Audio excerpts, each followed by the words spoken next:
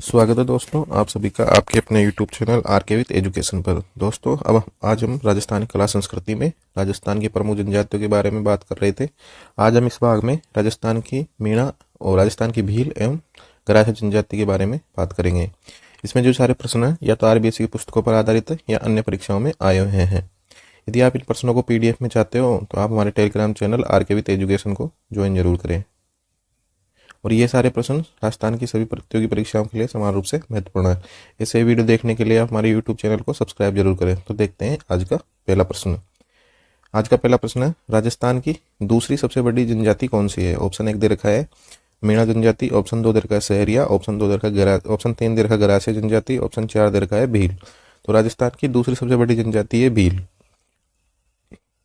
राजस्थान की पहली कौन सी है? पहली है मीणा, दूसरी है भील। इसका सही आंसर रहेगा ऑप्शन नंबर 4 भील जनजाति।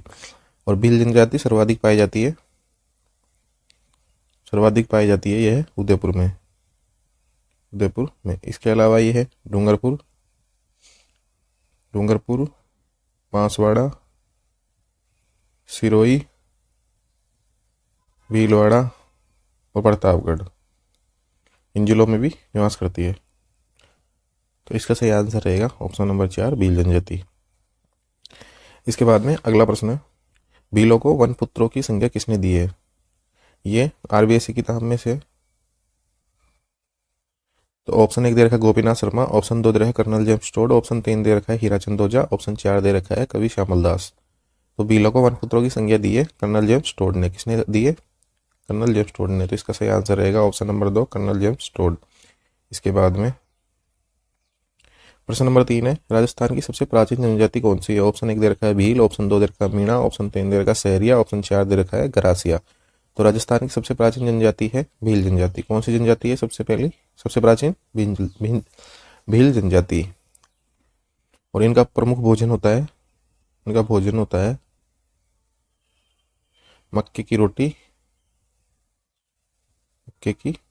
रोटी और कांदे या प्याज का भात और मांसाहारी होते हैं और महुआ की शराब।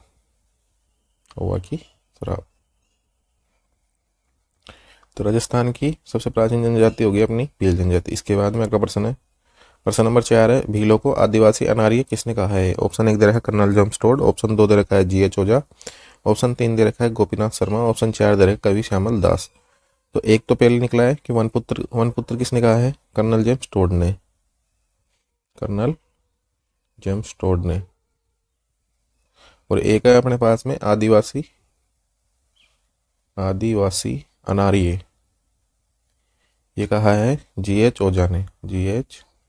ओझा ने। तो इसका सही आंसर रहेगा ऑप्शन नंबर 2 GH ओझा।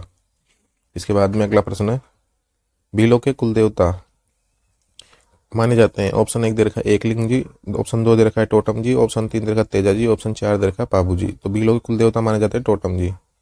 इनका प्रतीक होता है पेड़ पौधों को ही अपना देवता मानते हैं ये। और पेड़ पौधों को ही साक्षी मानकर विवाह भी करते हैं। पेड़ पौधों को साक्षी मानकर विवाह करते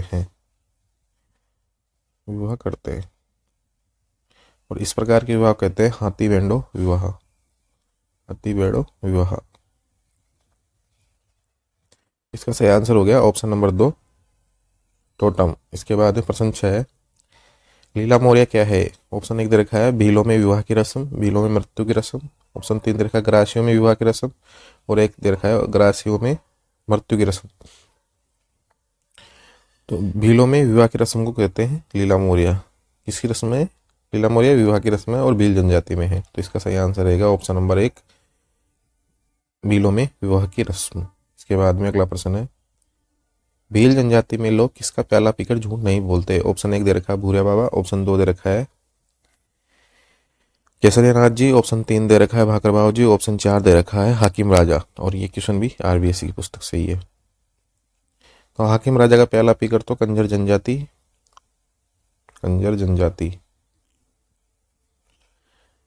झूठ नहीं बोलती।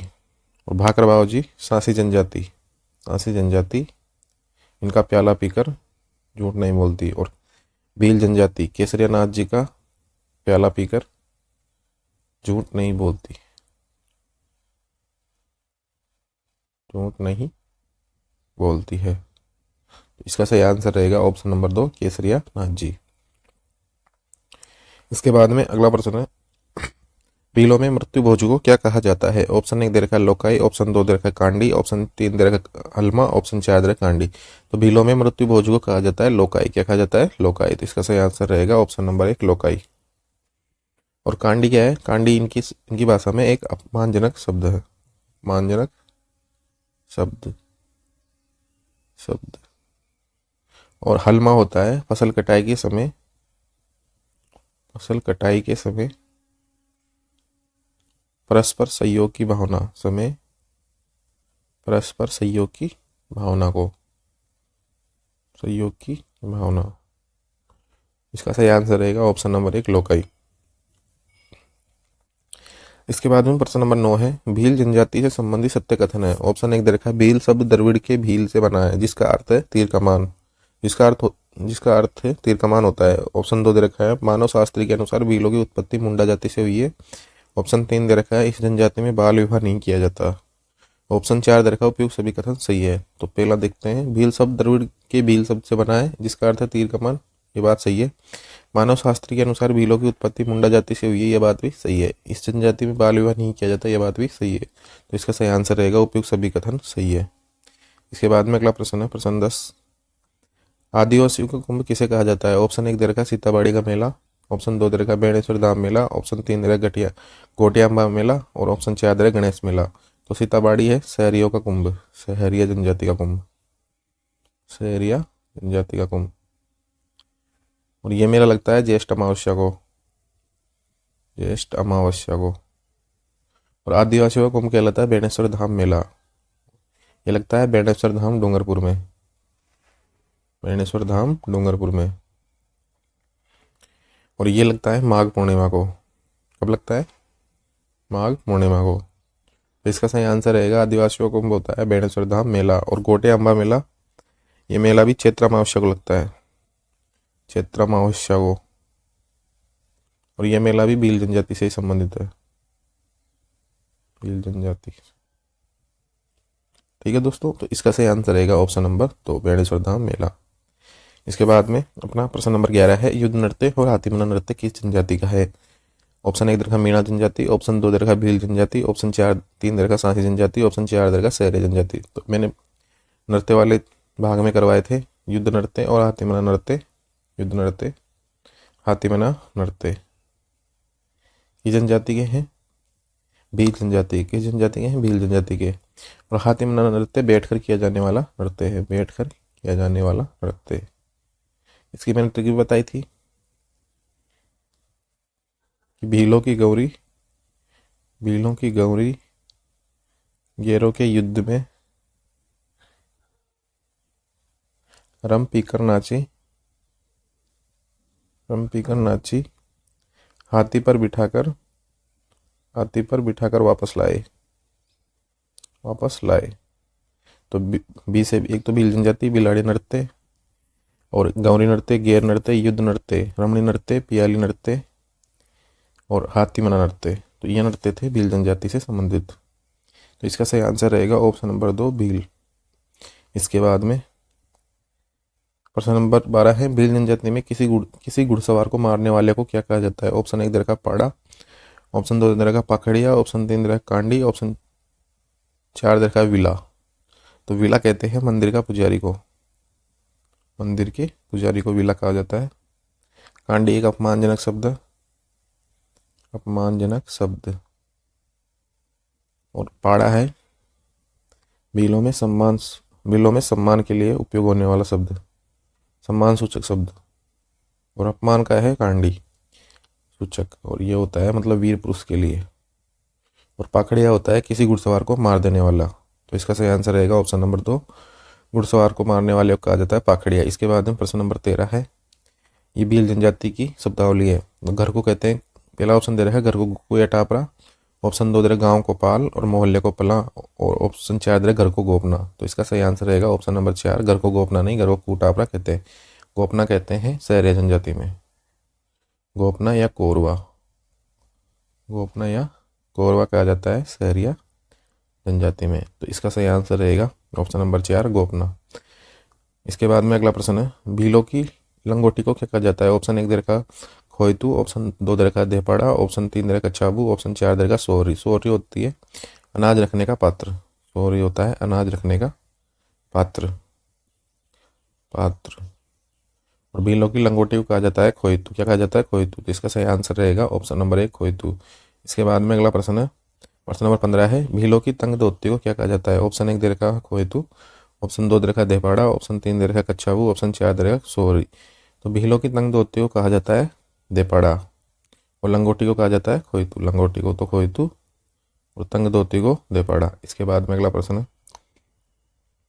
प्रश्न नंबर 16 है, भील महिलाओं द्वारा पहने जाने वाले घाघरे को क्या कहा जाता है? ऑप्शन 1 दे रखा है खोयतू, ऑप्शन 2 दे रखा है देपाड़ा, ऑप्शन 3 दे रखा है कच्छाबू, ऑप्शन 4 दे रखा है सोहरी। तो सोहरी तो हो गया अनाज रखने का पात्र, खोयतू हो गया भीलों की लंगोटी, और देपाड़ा हो गया भीलों की तंग धोती, और कच्छाबू हो जाएगा महिलाओं द्वारा पहने जाने वाले घाघरे को क्या कहा जाता है? कच्छाबू। इसके बाद में अगला प्रश्न है, फला का मुखिया क्या कहलाता है? ऑप्शन 1 दे रखा है तद्वी, ऑप्शन 2 दे रखा है पालवी, ऑप्शन 3 दे रखा है गमेती, ऑप्शन 4 दे रखा है मुखी। तो मुखी तो होता है डामोर जनजाति का नायक, डामोर जनजाति का मुखिया, मुखिया को क्या कहते हैं? मुखी। और कथोड़ी में कहते हैं नायक। और फला, फला होता है ना, क्या होता है फला? फला होता है मोहल्ला, मोहल्ला का मुखिया हो जाएगा तद्वी। क्या हो जाएगा? तद्वी। फला का मतलब होता है मोहल्ला, मोहल्ला। तो इसका हो गया तद्वी। मुखिया क्या हो जाएगा? मोहल्ले का मुखिया तद्वी। इसके बाद में प्रश्न नंबर 18 है, भीलों में गांव का मुखिया क्या कहलाता है? ऑप्शन 1 गांव को क्या कहते हैं? पहले तो गांव कहते हैं पाल, तो पाल का मुखिया हो जाएगा अपने पास में पालवी। क्या हो जाएगा? पालवी। तो इसका सही आंसर रहेगा ऑप्शन नंबर 2। एक अपना संपूर्ण भीलों का मुखिया, संपूर्ण भीलों का मुखिया क्या कहलाता है? ऑप्शन 1 दे रखा तद्वी, ऑप्शन 2 दे रखा पालवी, ऑप्शन 3 दे रखा गमेती, ऑप्शन 4 दे रखा कोतवाल। तो कोतवाल होता है सहरिया जनजाति में। किसमें होता है कोतवाल? सहरिया जनजाति में। और एक सहेलोत होता है गरासिया जनजाति में, गरासिया जनजाति में। तो संपूर्ण भीलों का मुखिया होता है गमेती। क्या होता है? गमेती। तो इसका सही आंसर हो जाएगा गमेती। और एक होता है इसके अंदर जो शादी में मध्यस्थता करता है, शादियों में बिचौलिया, शादियों में जो मध्यस्थता करवाता है वो होता है बड़ा वलिया, बड़ा वलिया। तो इसका सही आंसर हो जाएगा गमेती। इसके बाद में अगला है, भील पुरुषों द्वारा सिर पर बांधे जाने वाले सफेद सफेद साफे को क्या कहा जाता है? ऑप्शन 1 दे रखा है हारो, ऑप्शन 2 दे रखा है पोत्या, ऑप्शन 3 दे रखा है खोयतू, ऑप्शन 4 दे रखा है देपाड़ो। हारो का मतलब होता है भील जनजाति में ससुराल। क्या होता है? ससुराल। और पोत्या होता है भील पुरुषों द्वारा सिर पर बांधे जाने वाला सफेद साफा। तो इसका सही आंसर रहेगा ऑप्शन नंबर 2, पोत्या।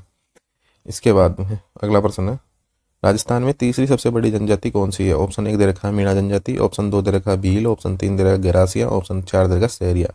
राजस्थान में तीसरी सबसे बड़ी जनजाति है गरासिया। कौन सी जनजाति है? गरासिया। पहली कौन सी है? मीणा। दूसरी कौन सी है? भील। और तीसरी कौन सी है? गरासिया।